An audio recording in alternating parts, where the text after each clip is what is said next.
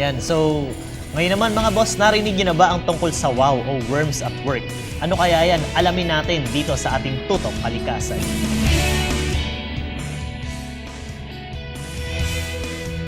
Tuloy-tuloy ang ating pagbisita sa mga most schools dito sa Batangas City.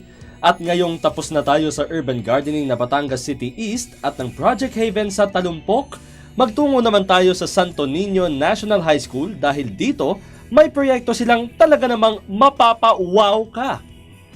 Project Wow o Worms at Work, mga bulating nagtatrabaho. Karamihan sa atin ay talaga namang pinandidirihan ang mga bulating ito. Pero ang hindi natin alam ay sila ang isa sa mga dahilan kung bakit mataba ang ating mga lupa at masarap at masustansya ang mga gulay na kinakain natin.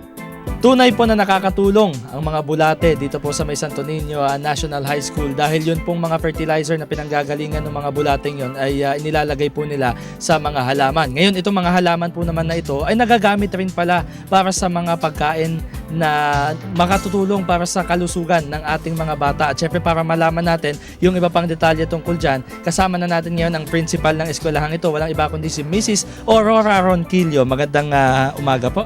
Ay magandang umaga din po sir. Ang fertilizer po niyan ay yung organic, galing nga vermicompost. And then yung pong mga gulay na na-produce ay siya po namin ginagamit sa kantin. Yung mga itinitinda po namin sa kantin ng mga gulay, ayan po ay produce na niyan. And then ginagamit din po namin para sa aming school feeding program. Kung ang tao kailangan ng makeup para gumanda, ang mga halaman, bulate lang naman ang kailangan. Hindi din lang po sa mga gulayin or sa vegetable garden. Amin din po yung ginagamit sa mga ornamental plants po namin. Kasi ang lupa nga po dito ay hindi fertile. So, ginamit po namin yan para maging maganda po ang soil na aming gagamitin. Mas mainam po na gumamit tayo ng mga organic fertilizer. Ito po ay magiging malilibang na din po tayo. And at the same time, makatutulong din po tayo na ma-save ang ating kalikasan, maprotektahan po kasi hindi na po tayo gagamit ng mga chemicals, ng mga fertilizer, manapay na lang po mga organic at saka yung mga bagay na nabubulok ay maalam lang po tayong mag-decompose noon, malaki po ang may itulong noon. Kita nyo naman, hindi lang sila nagbibigay sustansya sa mga gulay na ating kinakain, nagbibigay ganda rin sila sa ating mga ornamental plants. Pero paano nga ba nakakatulong ang mga bulateng ito para patabain at palusugin ang ating lupang tinataniman? Ika nga how does the worms work? Ngayon po para matulungan tayong ma-explain kung ano nga ba ito, makakasama natin ang isang science teacher dito, si Mrs. Lita De Castro. At alam niyo po ba mga kaibigan na alagang-alaga po yung mga bulate dito. Kung sa mga bahay po ninyo, nandidiri po kayo sa mga bulate, dito po talagang very useful ang mga bulate dito. Mrs. Lita, to start off, paano po ba bakit nag-alaga po natin dito yung mga bulate? Kasi na-discover namin na acidic yung aming mga lupa dito. Bakit acidic? Sa compacted na yan, nalulusen na, and then stunted yung growth ng mga halaman. So kaya naisip namin, why not na-apply natin ito sa vegetable and ornamental plants natin dito sa school.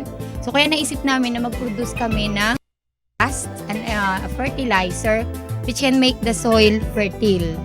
No? As soil conditioner din ang kanyang vermicast or yung the excreta or the casting of the worm. Ano po yung una po nating ginagawa? I mean, yung mga bulate po, paano po ba yung nagiging trabaho po nila? Okay, so imimix po muna natin, paghalu-haluin na yung compost, animal manure, the kakawate, the ipil-ipil, the sawdust. Yung pong sawdust para siyang maging, para lumuwag yung kanyang mixture. And then, saka po natin ilalagay yung vermi or the African nightcrawler. So, siya naman po ang magpuproduce ngayon ng vermicast. So, gaano po katagal bago mag-produce ng eggs or yung fertilizer, itong mga African nightcrawler? Ay, everyday siya, nagpuproduce siya ng vermicast. Kaya lang, ang pag-harvest po namin a week para mas marami. Once po na nag-produce na po siya, ano po ang gagawin natin sa mga fertilizer po na ito? Okay, after po na makapag-produce, ito yung ini-apply namin sa mga halaman, sa vegetable ornamental. Yan po ang aming ginagamit. Kaya po, so organic fertilizer na ang aming gamit sa halip na kami bumili pa ng inorganic. So kapansin-pansin nga po ma'am na mas gumagamit po tayo ng natural, ano, kaysa gumamit po tayo ng mga chemical fertilizers. Ano? Mas maganda na gamitin natin yung natural kasi nakakatulong na tayo sa kalikasan and yet cheaper pa yung ating or mas mababa pa yung ating mga magagastos. Kaya po malaking tulong yun para sa atin. Ibig sabihin yung ating mga basura na akala natin ay basta lang, ito ay landfill, mas lalo nating mapapakinabangan. Kaya nga sabi nga natin, may pera sa basura. Ano po? May pera sa basura. Kaya naman mga pare, gumamit na ng bulate. Magmasid, makialam, at makiisa. At lagi nating tandaan ang pag-iingat sa kalikasan ay hakbang tungo sa maayos na kinabukasan. Ito po si Haji Caaminio para sa Tutok Kalikasan.